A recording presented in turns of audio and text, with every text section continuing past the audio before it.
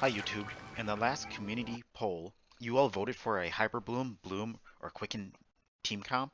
So in today's video, I'll be showcasing a Double Hydro Hyperbloom with Jinsho, Ayato, Nahida, and Kuki. The video is going to contain a couple of showcases, an optimal rotation guide for the team, and a quick build guide at the end. Just a quick disclaimer before we start the video. This guide is meant to optimize team synergies and rotations for overall damage. The stat guides are definitely not meant to build each character to their peak potential, but to make sure the overall team rotation is smooth and fun. So please take all the recommendations with a grain of salt and test out the team for yourself. Now on to the video. Before we start going into the showcases, I want to give you guys a breakdown of the team mechanics. Ayato is going to be driving a lot of our DPS for this team, while Nahida is going to be providing off-field Dendro application, plus bloom generation with the hydro that Ayato applies, and then Kuki is going to be applying electro to generate the hyper blooms for the team. Jinsho here is going to be providing some single target off-field DPS while providing extra hydro particles for Ayato's ult. Overall, this team comp is really fun to use and easy to build. Alright, I'm gonna try to fight these guys without using the ults, just to show how easy it is, especially in the overworld. So, first we're gonna use Jinsho, Ultra, Nahida, Dendro application, Electro, and then we're just driving the damage. Without even using ults and Ayato's elemental skill, we can pretty easily take down these samurai. I know that the samurai didn't have that much health to showcase the full rotation of the team, but we're gonna go fight the Maguu Kinky just to showcase how everything works together. I gotta get rid of his first phase, that way we can start doing damage. So, since we're in the second phase, we're gonna start off with Ayato ult, Nahida ult, into Nahida's E skill, Jinsho's ult, then we're gonna start damaging Ayato. Once Ayato is on the field, he completely shreds. Since we destroyed Maguu Kinky, let's see how this team does against the Primo GeoSteak.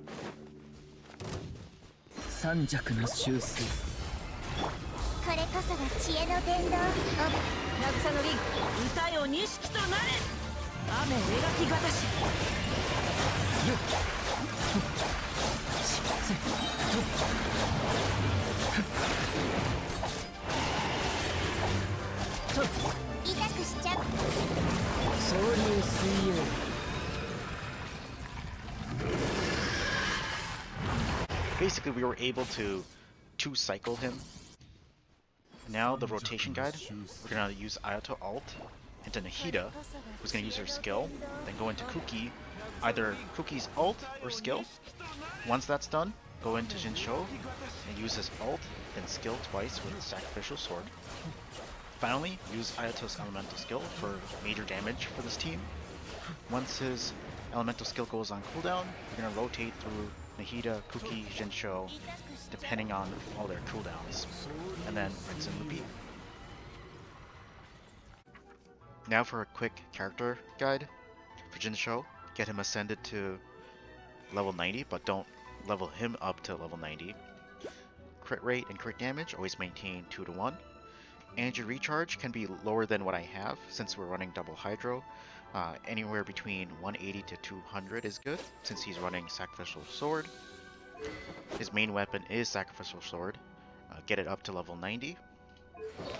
Artifacts, you want to run Noblesse. It's one of his top tier artifact sets. It's going to boost his elemental burst damage and then give Ayato a 20% attack boost.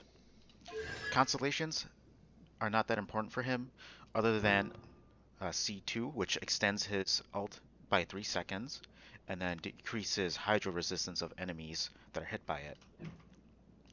Talents, you want to level up his ult first, then elemental skill for Ayato. Level him to 90 or ascend him to 90, don't have to level him up. Crit rate, crit damage, always maintain 2 to 1.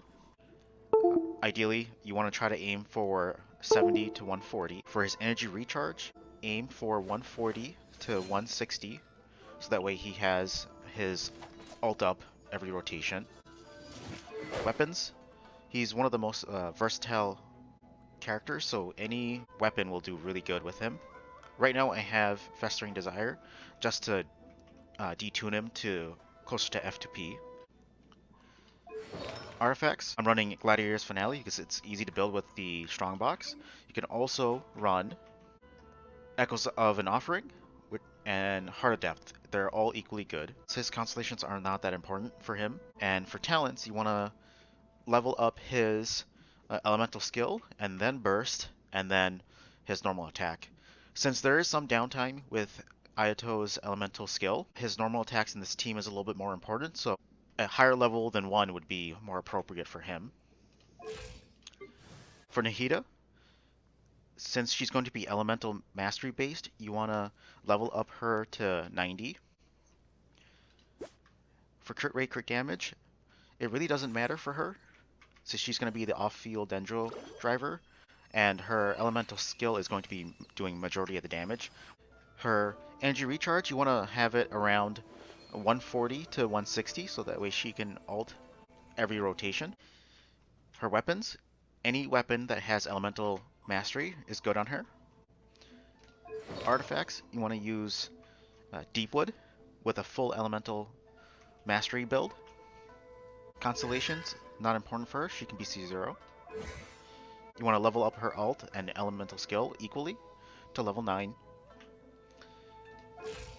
And then for Kuki, she's also going to be elemental mastery base, so you want to level her up to 90 and use a full elemental mastery build. Her crit rate, crit damage does not matter, and her energy recharge does not matter. Weapons, any weapon that has elemental mastery is good. Artifacts, you want to use Gilded Dreams.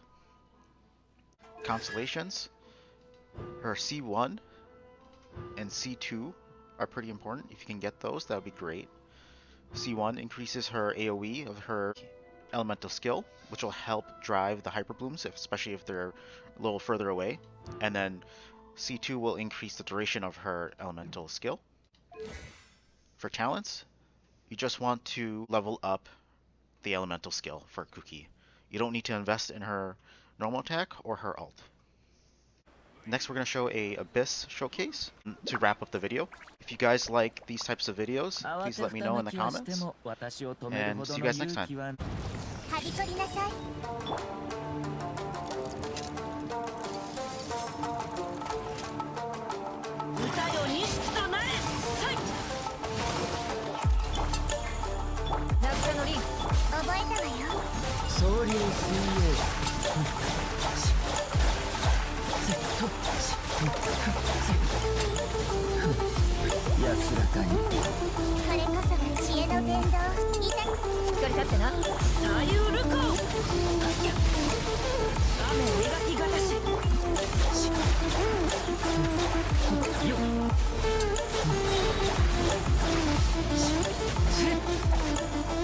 Sanjak no Shusei.